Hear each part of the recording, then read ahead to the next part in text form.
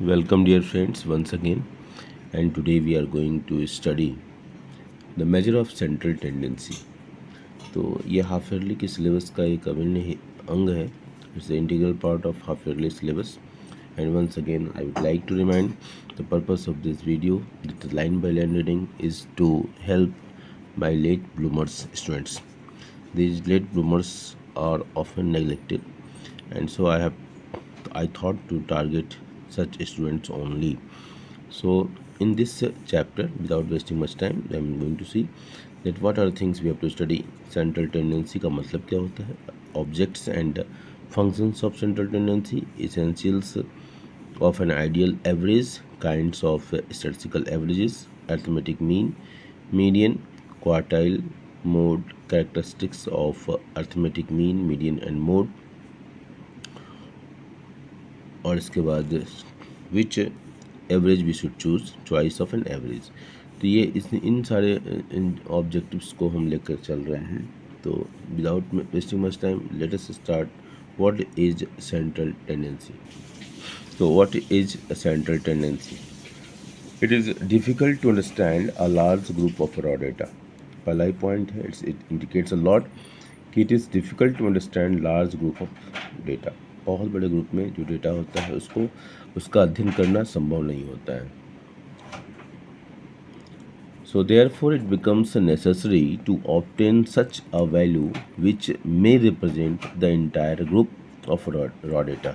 तो पूरे ग्रुप को रिप्रेजेंट करने वाला, जैसे क्लास में क्लास मॉनिटर पूरे ग्रुप को रिप्रेजेंट करता है, उसी तरह हमको एक डेटा में एक ऐसे डेटा की ज़रूरत है जो पूरे ग्रुप को रिप्रेजेंट करे. मतलब हर डेटा को, हम हर वैल्यूज़ को न जानकर हम एक वैल्यू ऐसा हम जाने जो पूरे उस ग्रुप को रिप्रेजेंट करता हो. One single value which describes the characteristics of the whole data and becomes the representative of the entire group is called central value और एवरेज. अब इस तो बात बिल्कुल समझ में आ गई.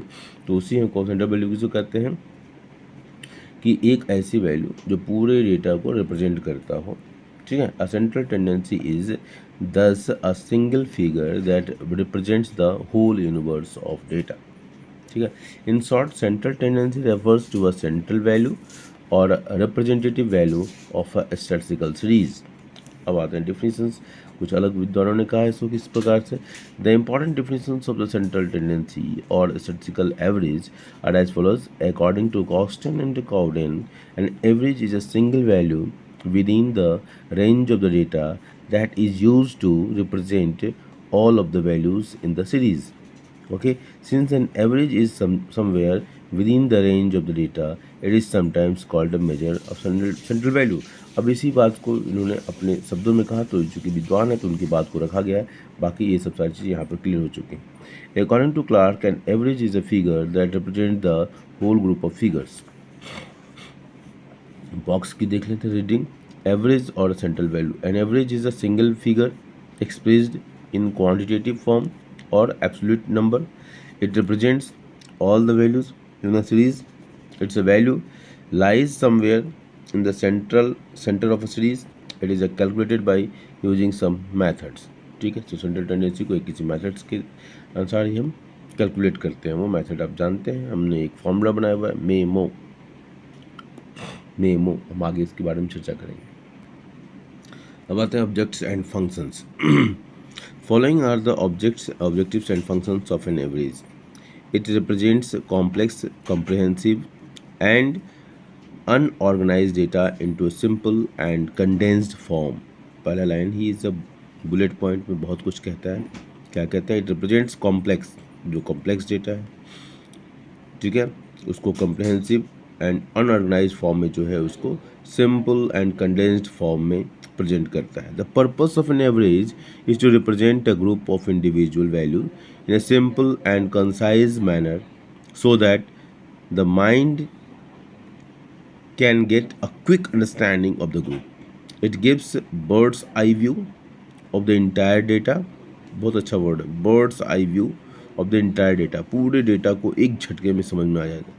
For example, it is very difficult to remember wage incomes of different workers in a factory, but their average wage income can be remembered very easily. तो द बर्ड्स आई व्यू, ठीक है ना, किसी भी डेटा का birds eye view लेना है तो हमको इसकी ज़रूरत पड़ती है। So it's written at, it represents complex, बहुत सारे वर्कर्स हैं जो उनके डेटा हैं उनको एक एक का देखना तो कॉम्प्लेक्स काम हो जाता है। Comprehensive and unorganise data into simple and condensed form. दूसरा पॉइंट है इट फैसिलिटेट्स कंपेरिजन, इससे तुलना आसान हो जाती है। Measure of central tendency enables comparison between two और more than two groups of data. Comparison would becomes possible only when mass of data are reduced into single figure। ठीक है, बहुत बड़े डेटा को एक सिंगल फिगर में convert कर दिया तो उसको पढ़ना समझना आसान हो जाता है। For example, daily wages obtained by workers of factory A and B are to be compared. Now if each of these series is represented by single figure, comparison would become very easy, which otherwise would almost be impossible। Third point, basis of economic analysis. Averages are of a great significance in economic analysis. For example, if one knows the average productivity of labor in agriculture and industry, one can easily analyze the sector of an economy which is lagging behind। ठीक है, तो basis of economic analysis का एक आधार बन जाता है। ठीक है, तो averages of great significance in economic analysis. For example, if one knows the average productivity of labour in agriculture industry, one can easily analyse the sector of an economy which is lagging behind. ठीक है, तो average देखकर अगर मान लो average कम है तो इससे सोचा कि वो सेक्टर पिछड़ा हुआ है, वो एरिया पिछड़ा हुआ है, उसी के अनुसार सरकार अपनी प्लानिंग बनाती है। ठीक है, तो helpful in policy formulations, average are very helpful in policy formulation. For example, for the removal of poverty from India, our government should take into account per capita income, average productivity of labor etc। तो इन सब चीज़ों का ध्यान रखते हुए सरकार अपना policy बनाती है।